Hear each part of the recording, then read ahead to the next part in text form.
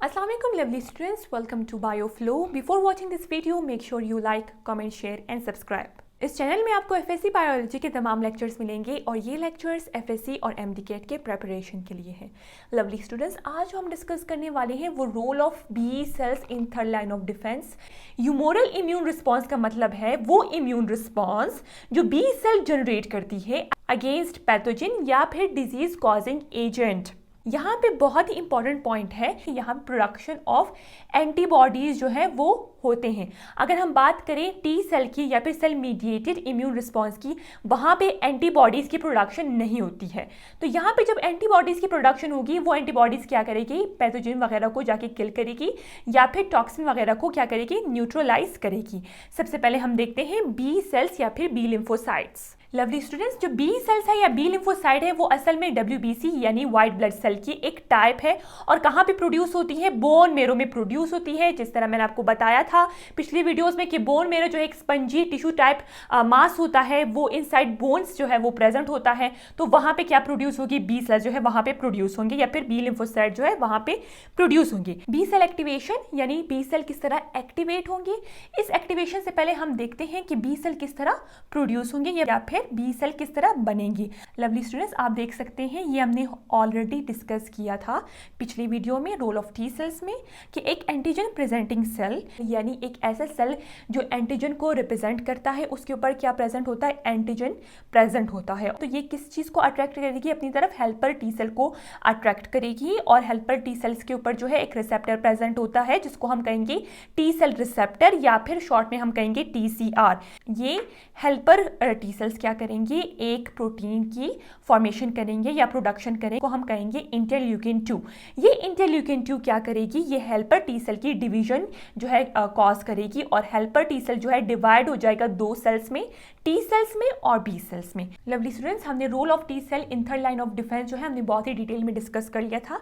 तो यहाँ पे हम देखेंगे कि हेल्पर टी सेल जो है वो दो सेल में डिवाइड हो जाएंगी, टी सेल और बी सेल में। तो लवली स्टूडेंट्स, ये बी सेल किस तरह एक्टिवेट होंगे, हम देख सकते हैं बी सेल्स के ऊपर जो है रिसेप्टर प्रेजेंट होते हैं, इसको हम कहेंगे BCR या फिर बी सेल रिसेप्टर। अब क्या होगा, इस रिसेप्टर के ऊपर क्या अटैच हो जाएगा, एंटीजन अटैच हो जाएगा। और जैसे बताया था कि एंटीजन जो है माइक्रोब की सरफेस के ऊपर जो है प्रेजेंट होता है। ये एक्टिवेशन ऑफ बी सेल किस तरह होगी, नंबर 1 जो है जब बी सेल के साथ क्या अटैच हो जाएंगे, एंटीजन अटैच हो जाएंगे। उस टाइम तक लवली स्टूडेंट्स ये फुली एक्टिवेट नहीं होते। क्या फुली एक्टिवेट नहीं होते, बी सेल फुली एक्टिवेट नहीं होते। फुली एक्टिवेशन के लिए जो है इंटरल्यूकिन 2, ये जो इंटरल्यूकिन 2 है जो कौन प्रोड्यूस कर रहा है, हेल्पर टी सेल, वो उसको फुली एक्टिवेट करते हैं। बी सेल को फुली एक्टिवेशन के लिए इंटरल्यूकिन 2 चाहिए होता है। ये क्वेश्चन बहुत दफा एमडीकेट में आ चुका है। आप देख सकते हैं लवली स्टूडेंट कि बी सेल के ऊपर जो है एंटीजन अटैच हो गया और इंटरल्यूकिन 2 की वजह से जो है बी सेल जो है एक्टिवेट हो गया और वो डिवाइड हो गया दो सेल्स में, जिसको हम कहेंगे प्लाज्मा सेल्स और सेकंड जो है मेमोरी बी सेल्स।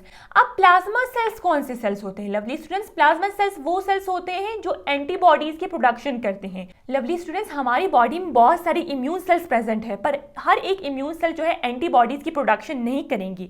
एंटीबॉडीज की जो प्रोडक्शन करेगी वो स्पेसिफिक सेल्स होंगी जो असल में बी सेल की एक टाइप होगी या फिर हम कह सकते हैं जब बी सेल डिवाइड होगा प्लाज्मा सेल में, प्लाज्मा सेल जो है एंटीबॉडीज की जो है प्रोडक्शन करती है। ये क्वेश्चन बहुत दफा एमडीकेट में आ चुका है। अगर हम देखें एक प्लाज्मा सेल 10 मिलियन एंटीबॉडीज पर हावर जो है वो प्रोड्यूस करती है। स्टूडेंट्स, ये एंटीबॉडीज क्या होती है, ये असल में प्रोटीन होती है जो प्लाज्मा सेल जो है इस एंटीबॉडीज की जो है प्रोडक्शन करता है। अब ये एंटीबॉडीज क्या करेगी, माइक्रोब वगैरह को जाके किल करेगी या फिर टॉक्सिन वगैरह को जाके न्यूट्रलाइज करेगी। लवली स्टूडेंट्स, दूसरी तरफ हम देख सकते हैं कि बी सेल जो है वो डिवाइड हो रहा है, मेमोरी बी सेल्स में भी वो डिवाइड हो रहा है। अब मेमोरी बी सेल्स का काम क्या होता है, मेमोरी बी सेल जो है वो प्रोवाइड करती है लॉन्ग टर्म इम्यूनिटी प्रोवाइड करती है। लॉन्ग टर्म इम्यूनिटी का मतलब क्या होता है, फॉर एग्जांपल वही एंटीजन जो पहले जो है बॉडी में इंटर हो चुका है, जब वो दूसरी बार इंटर होता है तो मेमोरी बी सेल्स जो होते हैं, as the name indicate memory B cells, तो उसके पास जो है एक बहुत ही स्ट्रॉन्ग मेमोरी होती है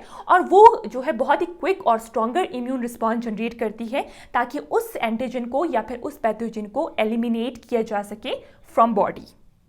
तो लवली स्टूडेंट्स, ये था role of B cell in third line of defence. अगर आपको ये वीडियो पसंद आई तो आपने वीडियो को लाइक करना है और चैनल को सब्सक्राइब करना है।